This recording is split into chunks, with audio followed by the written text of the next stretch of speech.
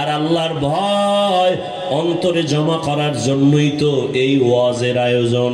আল্লাহওয়ালাদের নেক নজর, আল্লাহওয়ালাদের মজলিসে বসিয়া আখিরাতের আলোচনা শুনিয়া অন্তরে ভয় ঢুকাও।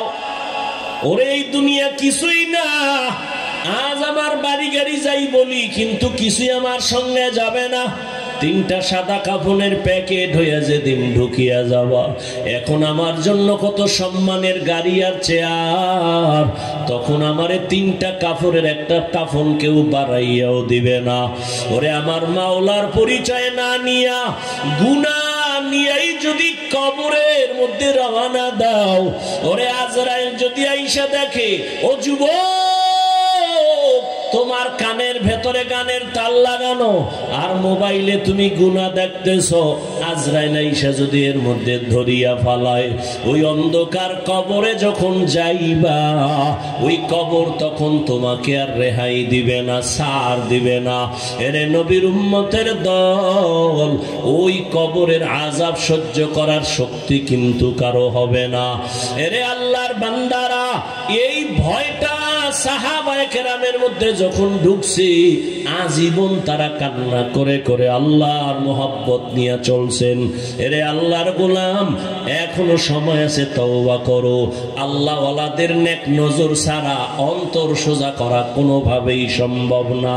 আল্লাহর ভয় অন্তরে জমা করার জন্য আল্লাহওয়ালাদের নেক নজরের বিকল্প কোনো রাস্তা নাই।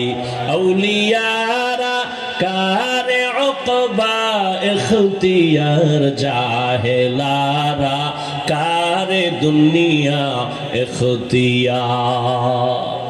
আল্লাহওয়ালাদের সোহবত অন্তরে আল্লাহর ভয় ঢুকানোর একমাত্র পথ।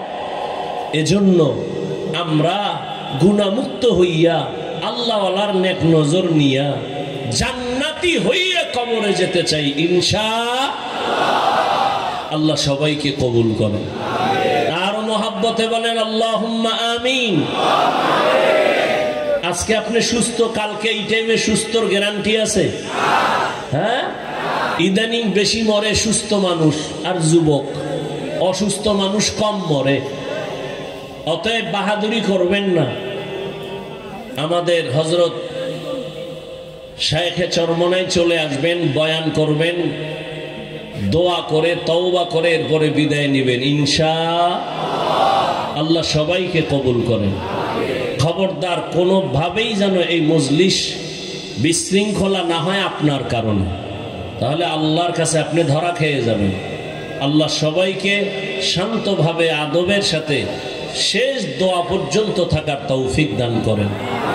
সুবহানাল্লাহি ওয়া বিহামদিহি, সুবহানাকাল্লাহুম্মা বিহামদিকা, আশহাদু আল্লা ইলাহা ইল্লা আনতা আস্তাগফিরুকা ওয়া আতুবু ইলাইক।